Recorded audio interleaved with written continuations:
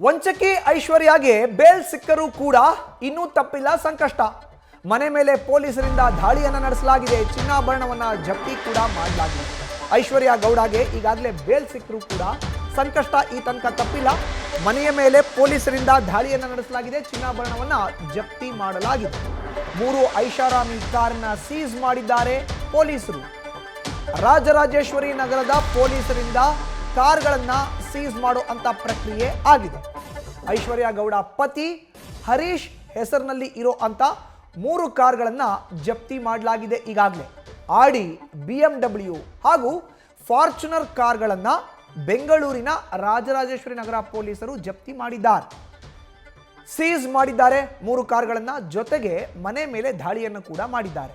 100 gram ಚಿನ್ನ, 28 kg ಬೆಳ್ಳಿ ಸೇರಿದಂತೆ ಹಲವು ದಾಖಲೆಗಳು ಸೀಸ್ ಮಾಡಿರೋ ವೇಳೆಯಲ್ಲಿ ಪತ್ತೆಯಾಗಿತ್ತು. ಅದನ್ನೆಲ್ಲ ಈಗ ಪೊಲೀಸರು ಸೀಸ್ ಮಾಡಿದ್ದಾರೆ. ಒಂದ್ ಕಡೆ ಆಡಿ, ಇನ್ನೊಂದು ಬೆನ್ಸ್, ಮತ್ತೊಂದು ಕಡೆ ಫಾರ್ಚುನರ್. 3 ಕಾರ್ಗಳು ಕೂಡ ವಂಚಕಿ ಐಶ್ವರ್ಯ ಗೌಡರ ಪತಿ ಹರೀಶ್ ಅವರ ಹೆಸರಿನಲ್ಲಿ ಇತ್ತು. ಆ 3 ಕಾರ್ಗಳನ್ನ ಕೂಡ ರಾಜರಾಜೇಶ್ವರಿ ನಗರ ಪೊಲೀಸರು ಈಗ ಸೀಸ್ ಮಾಡಿದ್ದಾರೆ.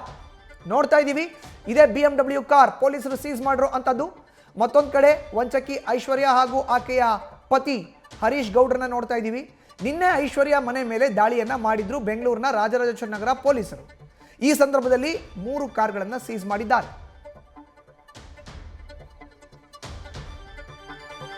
ಇನ್ನು ಸೀಸ್ ಆಗಿರೋ ಅಂತ ಕಾರ್ಗಳ ಬಳಿ ನಮ್ಮ ಪ್ರತಿನಿಧಿ ಅಂಕಿತಾ ಪ್ರತ್ಯಕ್ಷ ವರದಿಯನ್ನ ಕೊಟ್ಟಿದ್ದಾರೆ. ಬನ್ನಿ ನೋಡ್ಕೊಂಬರೋಣ.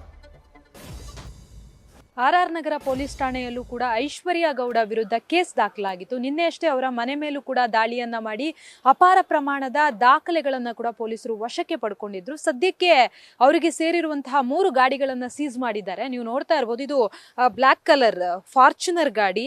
ಇದು ಕೂಡ ಐಶ್ವರ್ಯ ಗೌಡ ಅವರಿಗೆ ಸೇರಿರುವಂತಹ ಗಾಡಿ. ಇದನ್ನ ಕೂಡ ಸೀಸ್ ಮಾಡುವಂತಹ ಕೆಲಸವನ್ನ ಈಗಾಗಲೇ ಪೊಲೀಸರು ಮಾಡಿದ್ದಾರೆ. ಅಂದ್ರೆ ಸೀಸ್ ಮಾಡಿ RR ನಗರ ಪೊಲೀಸ್ ಠಾಣೆಗೆ ತೆಗೆದುಕೊಂಡು ಬಂದು ಇಲ್ಲಿ ನಿಲ್ಲಿಸುವಂತಹ ಕೆಲಸವನ್ನ ಮಾಡಿದ್ದಾರೆ. ಅದರ ಜೊತೆಗೆ BMW ಕಾರ್ ಏನಿದೆ, ಆ BMW ಕಾರನ್ನ ಕೂಡ ಸೀಸ್ ಮಾಡುವಂತಹ ಕೆಲಸವನ್ನ ಮಾಡಿದ್ದಾರೆ. ನೀವು ನೋಡ್ತಾ ಇರ್ಬೋದು, ಬಿಳಿ ಬಣ್ಣದ KA41MB 8555 ನಂಬರ್ನ BMW ಕಾರ್ ಇದು ಕೂಡ ಐಶ್ವರ್ಯ ಗೌಡ ಅವರಿಗೆ ಸೇರಿರುವಂತಹ ಕಾರು.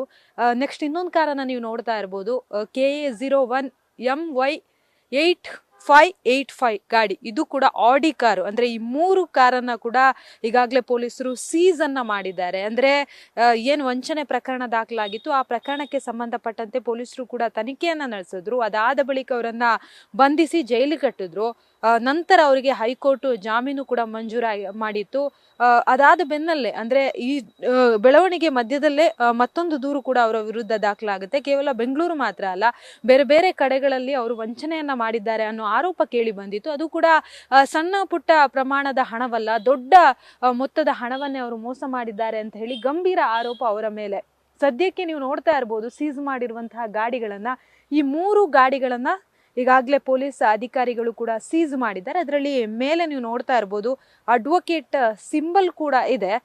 ಸದ್ಯಕ್ಕೆ ಈ 3 ಗಾಡಿಗಳನ್ನ ಪೊಲೀಸ್ ಠಾಣೆಗೆ ತೆಗೆದುಕೊಂಡು ಬಂದು ನಿಲ್ಲಿಸಿದ್ದಾರೆ. ಇನ್ನು ಇವತ್ತು ವಿಚಾರಣೆಗೆ ಹಾಜರಾಗಬೇಕು ಅಂತ ಐಶ್ವರ್ಯ ಗೌಡಗೆ ಪೊಲೀಸರು ನೋಟಿಸ್ ಅನ್ನ ಕೂಡ ಕೊಟ್ಟಿದ್ದಾರೆ. ಅಂದ್ರೆ ಇವತ್ತು 11 ಗಂಟೆಗೆ ವಿಚಾರಣೆಗೆ ಹಾಜರಾಗಬೇಕು ಅಂತ ಹೇಳಿ ಶಿಲ್ಪಾ ಅವರು ಕೊಟ್ಟಿರುವಂತಹ ದೂರಿನ ಅನ್ವಯ, ಅಂದ್ರೆ RR ನಗರ ಪೊಲೀಸ್ ಠಾಣೆಯಲ್ಲಿ ಏನು ಚೀಟಿಂಗ್ ಕೇಸನ್ನ ಫೈಲ್ ಮಾಡಿದ್ರು, ಆ ಕೇಸ್ಗೆ ರಿಲೇಟೆಡ್ ನೋಟಿಸ್ ಅನ್ನ ಕೂಡ ಕೊಟ್ಟಿರುವಂತದ್ದು. ಆ ನಿಟ್ಟಿನಲ್ಲಿ ಇವತ್ತು ಐಶ್ವರ್ಯ ಗೌಡ ಅವರು ಪೊಲೀಸರ ಮುಂದೆ ವಿಚಾರಣೆಗೆ ಹಾಜರಾಗಬೇಕಾದಂತಹ ಅನಿವಾರ್ಯತೆ ಇದೆ. ಕ್ಯಾಮ್ರಾ ಪರ್ಸನ್ ಮಧು ಜೊತೆ ಅಂಕಿತರ, news first Bengaluru. News first ನಿರ್ಭೀತಿಯಿಂದ ನಿಮ್ಮ ಪರವಾಗಿ.